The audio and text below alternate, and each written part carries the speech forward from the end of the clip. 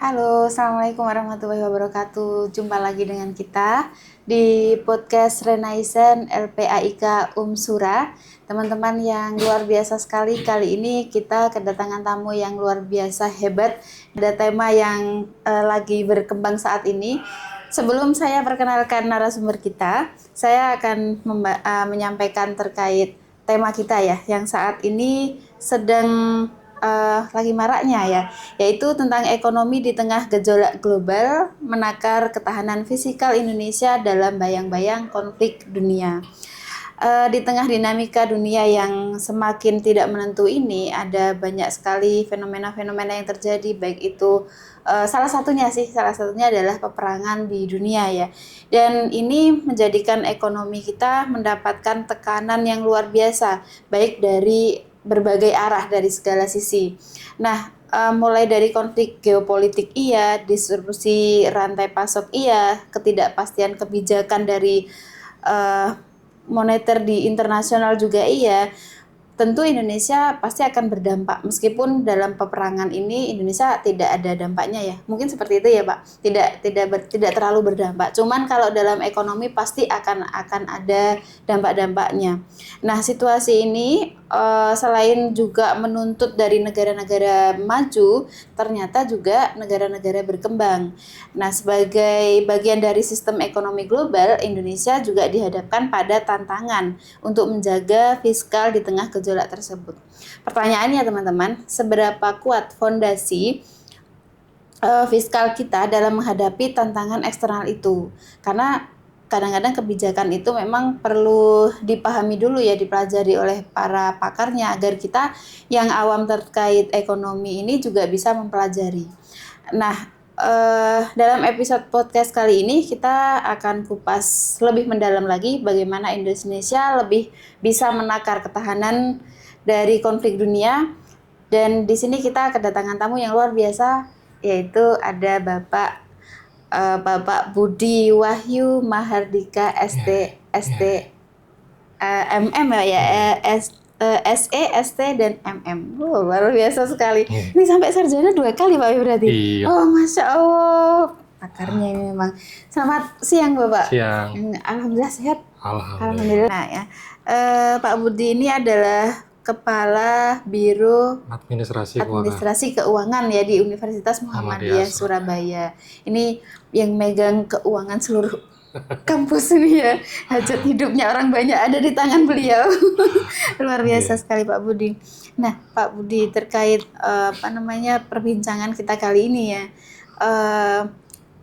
Bagaimana menurut Bapak sebagai pakar ekonomi di sini melihat dampak konflik global yang terhadap stabilitas ekonomi di Indonesia ini, khususnya dari segi fiskalnya?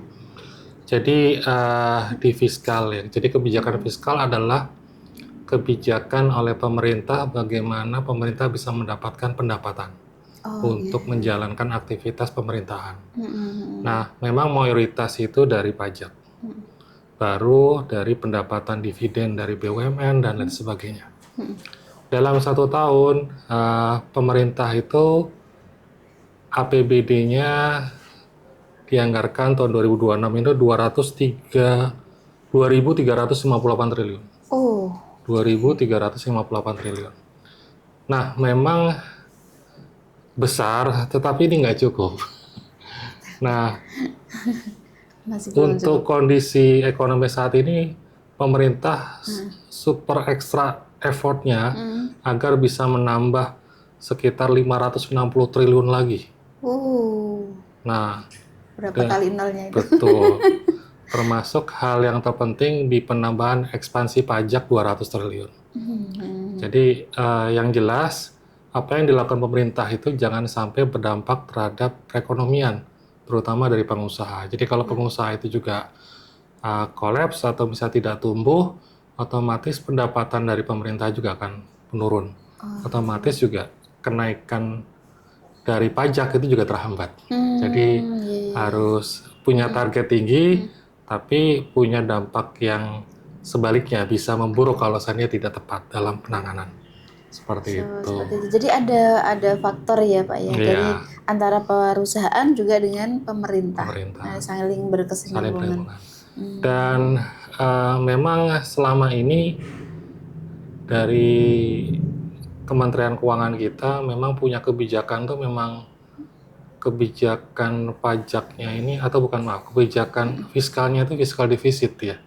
Jadi hampir tiap tahun kita defisit terus dan kita bisa lihat di Februari kemarin itu sudah defisit 136 triliun.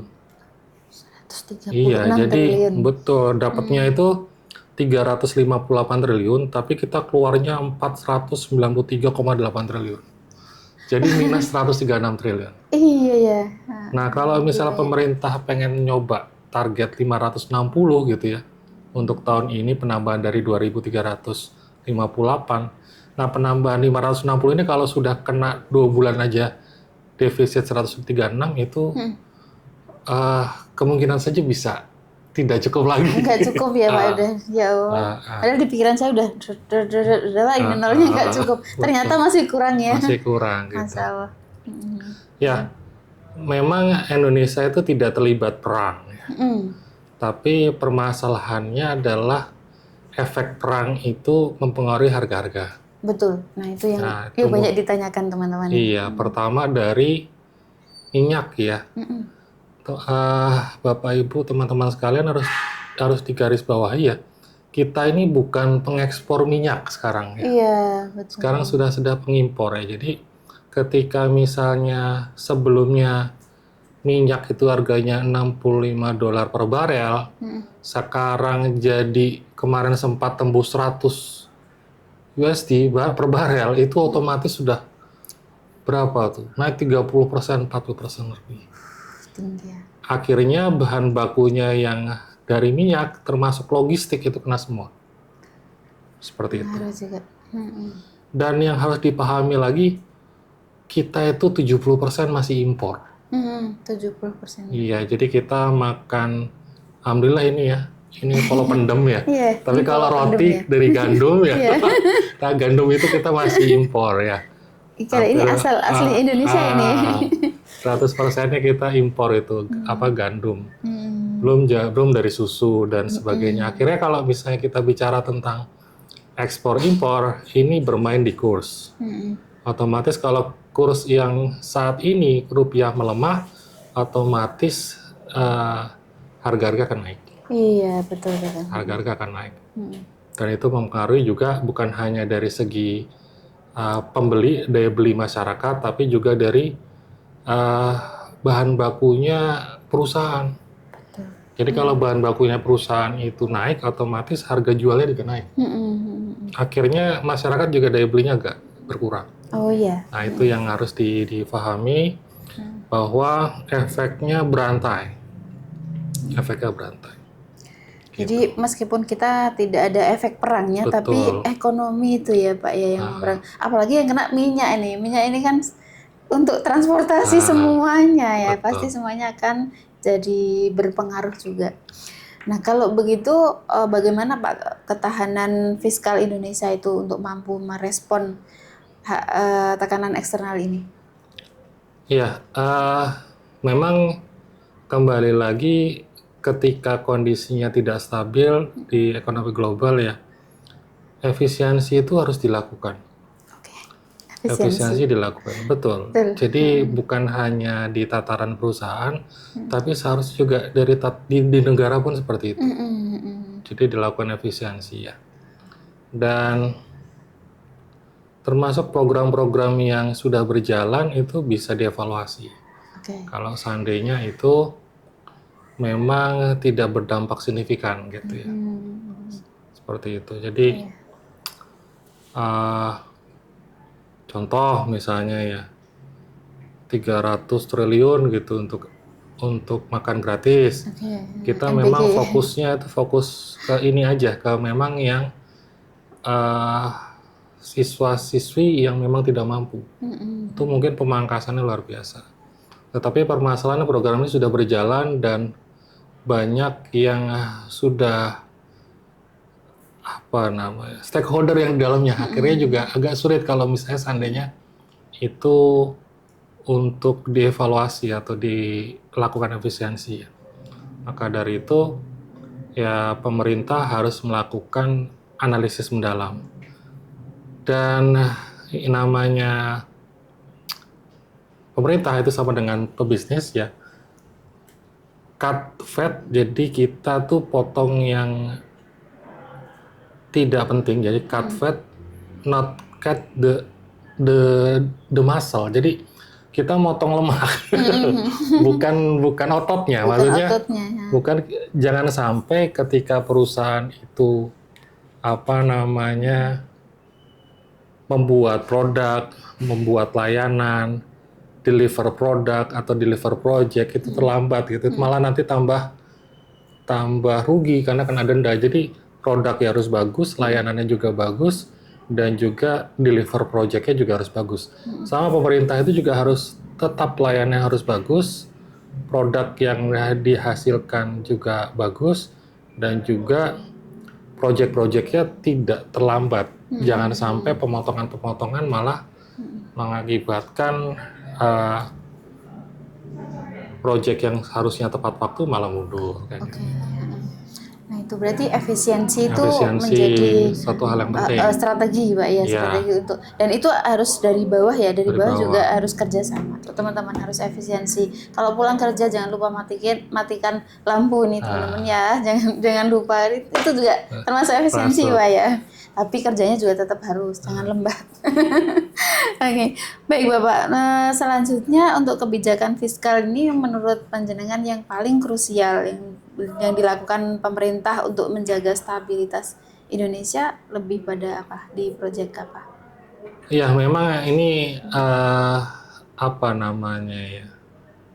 ketika dilakukan efisiensi, otomatis juga ada efek lainnya. Contoh misalnya kita subsidi BBM. Oh ya. Subsidi BBM, karena tadi sudah dijelaskan di awal bahwa kita ini bukan pengekspor, kita pengimpor. Kita pengimpor. Dan ada memang anggota masyarakat kita yang butuh subsidi. Nah, subsidi itu ketika misalnya harganya naik 70 menjadi $100 per barel, otomatis kenaikan subsidi itu juga tidak terelakkan, pasti akan naik. Ikut naik. Nah, ikut naik. Apalagi dipangkas. Oke. Nah, sekarang kalau itu dilakukan, kita melakukan itu sudah dilakukan sekarang. Rupanya Dexlat udah naik. Ya, yang di luar yang subsidi sudah dinaikkan, itu naiknya juga luar biasa tinggi. Sekitar 20-30%-an gitu ya. Nah, kalau seandainya yang subsidi yang ini juga Pertalite juga pertama itu juga dinaikkan dengan hal yang sama ya, otomatis kebijakan fiskal bisa saja bisa aman ya, tetapi permasalahannya adalah efek berikutnya di moneter. Gitu. Oh iya, di moneternya. Ya terjadi inflasi atau misalnya harga-harganya naik, daya beli masyarakat turun. Nah itu kan efek. Pasti ada imbas ke sana. Fiskalnya selamat, tapi moneternya nggak selamat. Moneternya nggak selamat. Nah, moneternya naik itu memang harus. Nah, sama ini juga ke depan ini memang jangka panjang ya, dan saya belum melihat kebijakan dari pemerintahan tuh memang fokus untuk ke kemandirian ekonomi. Belum terjadi. Belum sampai ke sana. Ini 70% kita masih impor, berarti kan terkait pangan kita belum serius di situ.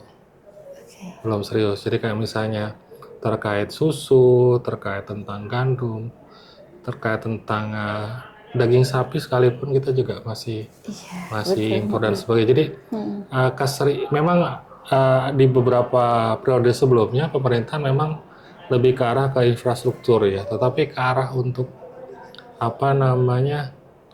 kemandirian ekonomi di bagian pangan ini agak masih belum. Dan hal yang miris itu ya hal-hal yang sepele seperti kayak gula, garam, itu pun kita sampai ngimpor, itu kan juga itu masih impor juga ya. Nggak pas gitu ya. Padahal kita ini SDA-nya luar biasa ya. Nah, bayangkan saja kalau seandainya ini kalau berandai-andai ya, seperti kayak Iran gitu, kita di blokade ekonomi keseluruhan. Luar biasa. Kita 70% masih impor. Kalau seandainya kita nggak mandiri ekonomi, Nah, apa yang harus kita lakukan? Oke. Sama yang kedua, ketika saya dengar pidatonya PSB itu, kalau misalnya Jakarta, Bandung, Surabaya, Jogja, Sumatera itu di Medan, Mm-mm. dibom gitu ya. Mm-mm. Apa yang harus kita lakukan? Waduh, Apakah kayaknya kita berani membalas? Apakah berani kita juga? kita belum terlatih. Berarti kan kemandirian terhadap apa Iya. namanya di bagian pertahanan kan juga penting. Penting. Walaupun sebetulnya itu tahap berikutnya ya. Kita ke Iya. apa namanya pangan dulu yang Iya, paling kritis kemandirian gitu. ekonomi pangan itu ya, di bagian Betul. pangan ya. Itu juga harus dilakukan. Bayangkan saja kalau 70%, ini aja lah hal yang sepele, misalnya untuk gandum, terigu gitu ya, uh, Amerika tidak kedelai gitu ya, menyetop gitu. Dari Australia misalnya juga daging sapi di stop, Di stop juga. dan beberapa termasuk di, Betul. nah itu juga kesulitan gitu. Otomatis harganya juga naik juga. Mm-mm. Nah termasuk di minyak Minyak itu minyak yang paling paling vital vital. itu. Semuanya berakar dari minyak. Iya. Maka dari itu sebetulnya uh, ini kerja bersama jangka panjang. Mm-mm. Jangka panjang. Kalau impact-nya sekarang otomatis ya, kalau dibilang fiskalnya uh, tahan nggak gitu ya, Mm-mm. ya kita lihat nanti lah. Kita kan masih semester 1 ya, atau masih triwulan 1. Baru laporannya mungkin di bulan Maret bisa keluar, karena kan masih April ya. Berarti kan baru ini aja data yang terakhir itu defisit 136 triliun aja baru bulan Februari. Oh. Nah, bulan Februari. Ya, semoga nggak lama. Mm-mm.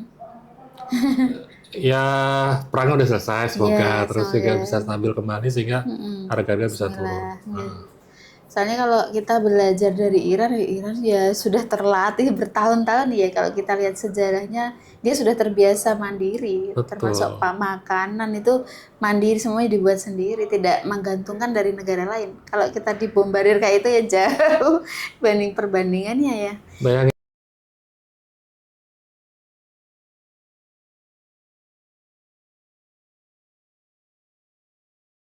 sekarang mereka punya pesawat namanya F-5. Itu tahun 80-an. Itu yang nyerang kemarin pangkalan Amerika yang sudah punya F-16. F-5, F-16 itu jauh banget ya. Iya, jauh Itu banget. bisa jalan, bisa tanpa malat, kok bisa tembus gitu loh. Berarti kan nggak terdetek radar, tapi nggak, rupanya bisa masuk gitu. Masuknya bisa langsung set gitu ya. Bisa tembus walaupun sebetulnya kan teknologi lama gitu. Iya, ya. betul. Teknologi Teknologi lama. lama, tapi sudah kayak Sudah terbarukan terus ya. Luar biasa jadi sekali ya. bom-bom yang jatuh malah di re-engineering gitu ya, Oh, malah betul. bisa buat dipelajari. Makanya memang Teknisinya. kita harus belajar banyak. Terutama dari Iran ya. Hebat banget. Nah, kalau berkaitan dengan yang disampaikan Pak Budi tadi, bagaimana kalau sektor domestik, peran untuk UMKM-nya juga, konsumsi, investasi itu apa bisa dalam memperkuat daya tahan ekonomi nasional, memiliki peran kan ya pastinya. Itu bisa Pak untuk dimaksimalkan. Ya, selama ini memang UMKM itu memang ujung tombak ya perekonomian nasional ya. Karena mereka yang membuat ekonomi Indonesia tumbuh gitu ya. Sedangkan kalau perusahaan-perusahaan besar itu bahan bakunya masih terkandung dari impor itu. Sedangkan kreativitas termasuk ya memang sih namanya sektor UMKM kan sektor lebih ke arah ke pangan kayak gitu ya. Jadi tumbuhnya lebih bagus. Terus impact-nya bisa lebih lama karena UMKM itu transaksinya cepat dan dia sistemnya tunai. Bandingkan dengan yang perusahaan-perusahaan yang harus sistem tempo sebulan, 2 bulan, 3 bulan. Temponya lebih lama, lebih nggak lama. langsung ya. Apalagi kalau misalnya kita punya persediaan yang banyak gitu ya, terus bahan bakunya impor, pakai kurs yang dolar gitu ya. Nah itu kan harus kita menghitung kembali harga pokok produksinya dan juga kapan, sehingga kita akan menentukan juga harga jualnya. Jangan sampai ya nggak dapat margin karena kan kesulitannya di situ. Tapi kalau ketinggian juga harga jualnya, ya kalau misalnya masyarakat tidak terjangkau, otomatis penurunan penjualan. Serba salah juga. Iya. Penurunan penjualan, ketika penurunan penjualan otomatis ya omsetnya juga turun. Berarti pihak perguruan tinggi juga punya peran untuk menghidupkan UMKM itu ya Pak. Termasuk juga sosialisasi ke masyarakat untuk lebih mengutamakan di UMKM-nya ya. Ya memang di UMKM saat ini ya, termasuk di perusahaan ya, lebih sekarang untuk mode bertahan ya. Iya. Mode bertahan, tidak mode ekspansi ya. Jadi lebih ke arah gimana ini bahan baku yang naik bisa dijual dengan harga yang terjangkau oleh masyarakat. Ya jangan sampai pangsa pasarnya hilang karena harga jualnya naik tinggi gitu ya.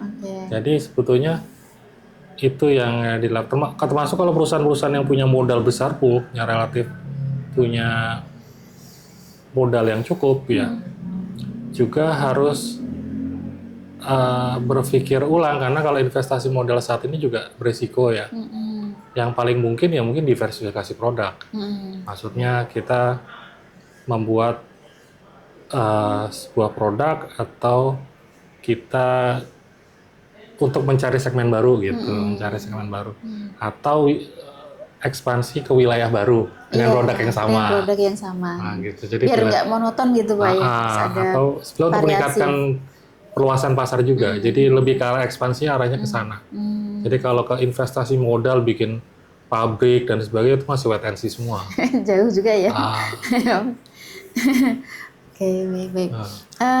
Untuk ke depan Bapak, strategi mungkin ya perlu kita bahas untuk realisasi ke depan. Strategi yang mungkin perlu dilakukan oleh para pakar ekonomi di Indonesia, terutama juga mungkin menteri-menteri di Indonesia, agar kita itu, tadi kan dibicarakan kita itu hanya baru di fase bertahan nih.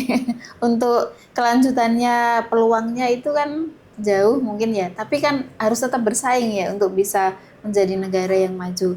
Nah itu strateginya bisa menggunakan apa ini? Ya pertama strateginya selama ini menggunakan kebijakan fiskal yang bukan surplus tapi defisit. Lebih ke arah pengeluaran itu lebih besar daripada pendapatannya. Lebih besar daripada tiang. Itu yang harus dilakukan dalam jangka panjang itu secara bertahap agar bisa mengeliminasi biaya-biaya yang tidak penting. Jadi dari segi pemerintah harus mencontohkan bahwa dia bisa survive atau bisa surplus dari pendapatan yang ada saat ini. Itu penting ya. Karena memang defisit terus. Nanti kalau gini, ngapunten nih ya, kalau misalnya jatuh tempo yang 850 triliun tahun ini gitu ya, itu kalau kita nggak punya duit, sekarang aja dari APBN nutupin pengeluaran nggak cukup gitu ya, apalagi yang jatuh tempo bayar sekarang gitu ya, nanti akan terus menerus gitu. Jadi ditutup hutang lagi. Jadi hutang itu tidak pernah turun. Tiap tahunnya lah pasti naik. Jadi ya nanti akan jadi ribuan triliun terus, nggak pernah nanti turun gitu ya.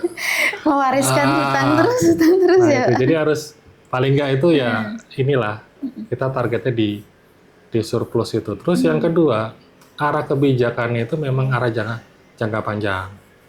Termasuk kita ke arah kemandirian ekonomi di bagian pangan. Itu dulu.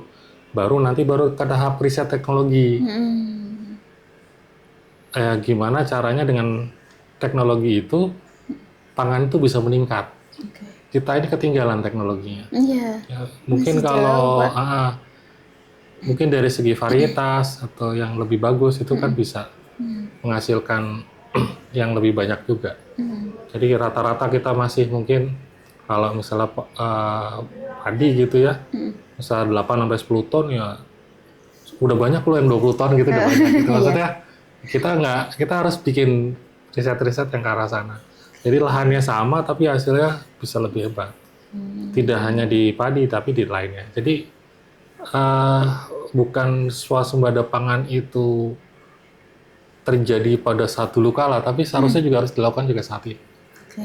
Karena 70% itu kita masih dalam tatarannya masih impor.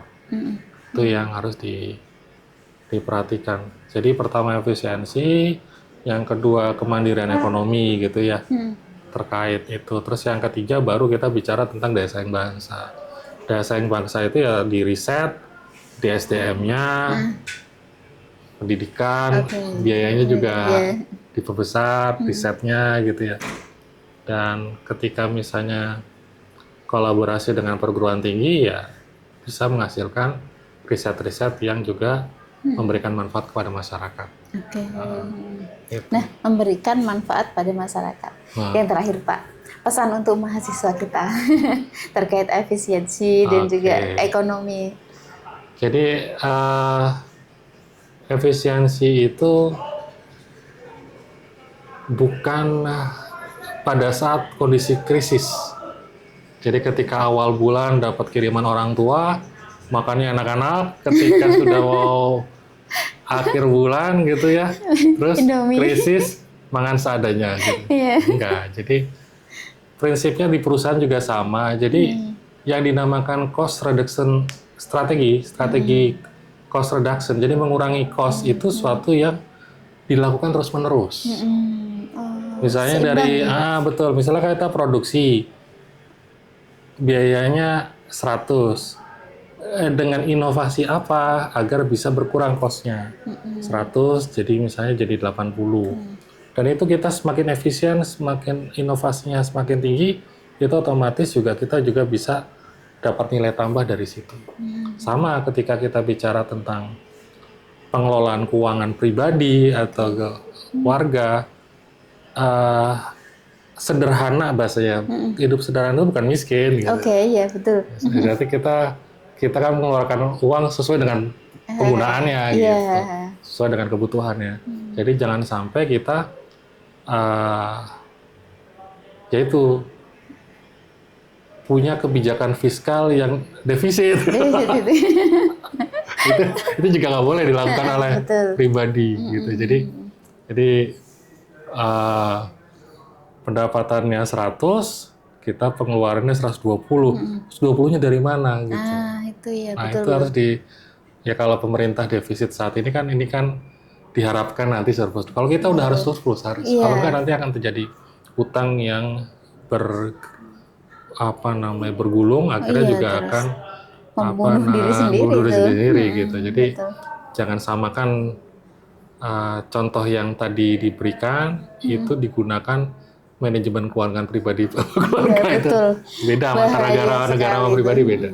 Iya, ini bahaya sekali. Makanya teman-teman, ini yang jadi hal yang mungkin biasa Bapak di masyarakat kita. Nggak apa-apa uang habis nanti bisa utang. Nah itu loh, itu hal yang sudah seperti dimaklumi gitu. Sehingga sedikit, apalagi sekarang pinjol udah banyak di mana-mana, sangat memudahkan gitu loh. Jadi hati-hati teman-teman ya, hati-hati banget. Ingat kondisi sekarang kritis loh ya, kritis sekarang. Kemungkinan kenaikan pengiriman orang tua itu sangat jarang. Nah, jadi yang paling dimungkinkan kan ya efisiensinya gitu. Kalau paling nggak seharga-harga pada naik, misalnya nanti nasi goreng naik, apa-apa, teman-teman harus cukup dari pendapatan yang sekarang diberikan. Jadi bahan-bahan naik, harga-harga barang naik dialami bukan hanya perusahaan saja, tetapi juga semuanya. Pasti kita masyarakat terasa ya.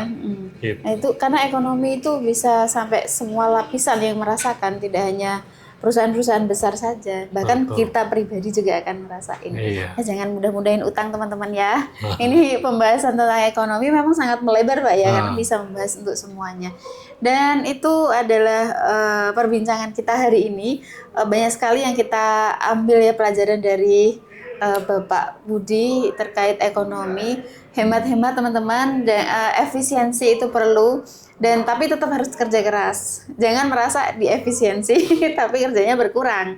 Nah ini tantangan memang nggak bisa kita hindari dan tidak boleh kita hindari. Yang namanya tantangan itu setiap hidup pasti akan ada, dan kita harus punya ilmu untuk bisa menghadapinya agar keluar dari tantangan tersebut dengan sukses. Kayak yang terakhir gini, ekspansi itu bukan nggak boleh loh ya. Ekspansi itu seperti sekarang dalam kondisi kritis itu seperti kita nonton GP ya, Grand Prix ya. Pada saat tikungan itu dalam kondisi kritis itu banyak yang nyalip perusahaan-perusahaan itu.